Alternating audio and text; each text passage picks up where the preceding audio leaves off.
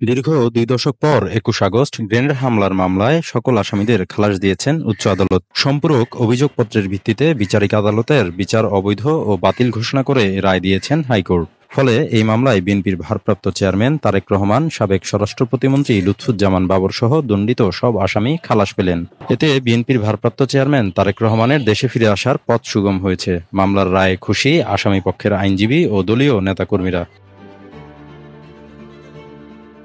রোববার দুপুরে বিচারপতি এ.কে.এম. আসাদুজ্জামান ও বিচারপতি সৈয়দ এনায়েত হোসেনের সমন্বয়ে গঠিত হাইকোর্ট বেঞ্চ এ রায় দেন।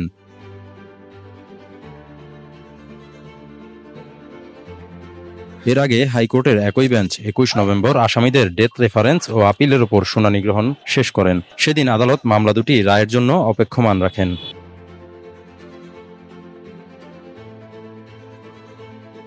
আদালতে লুৎফুজ্জামান বাবর, আব্দুস সালাম পিন্টু সহ বেশ কয়েকজন আসামির পক্ষে শুনানি করেন জ্যেষ্ঠ আইনজীবী এস.এম. শাহজাহান। বিচারিক আদালতের রায়ে ৪৯ জনকে সাজা দেওয়া হয়েছিল। ১৯ জনকে মৃত্যুদণ্ড, ১৯ জনকে যাবজ্জীবন এবং বাকিদেরকে বিভিন্ন মেয়াদে কারাদণ্ড দেওয়া হয়। সবার আপিল মঞ্জুর করেছেন হাইকোর্ট। রুল যথাযথ ঘোষণা করেছেন। সবাইকে মামলা থেকে খালাস দেওয়া হয়েছে। ২১ আগস্টের গ্রেনেড হামলা ও হত্যাযজ্ঞের ঘটনায় তদন্তকে ভিন্ন খাতে নিতে তৎকালীন বিএনপি জামায়াত জোট সরকার নানা তৎপরতা চালায় বলে অভিযোগ উঠেছিল। ২০০৭ সালে তত্ত্বাবধায়ক সরকার হত্যা ও বিস্ফোরক মামলা দুটির নতুনভাবে তদন্ত শুরু করে। ২০০৮ সালের ২২ জনকে আসামি করে অভিযোগপত্র দেয় পুলিশের অপরাধ তদন্ত বিভাগ সিআইডি। এতে বলা হয়, শেখ হাসিনাকে হত্যা করে আওয়ামী লীগকে নেতৃত্ব শূন্য করতে ওই হামলা চালিয়েছিল জঙ্গিরা। পরে আওয়ামী লীগ সরকার আমলে মামলার অধিকতর তদন্ত হয়।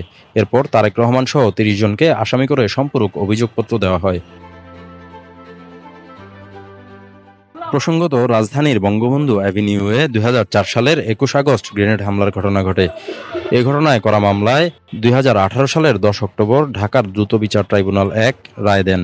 রায়ে সাবেক স্বরাষ্ট্র প্রতিমন্ত্রী লুৎফুজ্জামান বাবর ও সাবেক শিক্ষা উপমন্ত্রী আব্দুস সালাম পিন্টু সহ ১৯ জনের মৃত্যুদণ্ড দেওয়া হয়। বিএনপির ভারপ্রাপ্ত চেয়ারম্যান তারেক রহমান সহ ১৯ জনকে দেওয়া হয় যাবজ্জীবন কারাদণ্ড। এছাড়া ১১ জনকে বিভিন্ন মেয়াদে কারাদণ্ড ও অর্থদণ্ড দেন বিচারিক আদালত।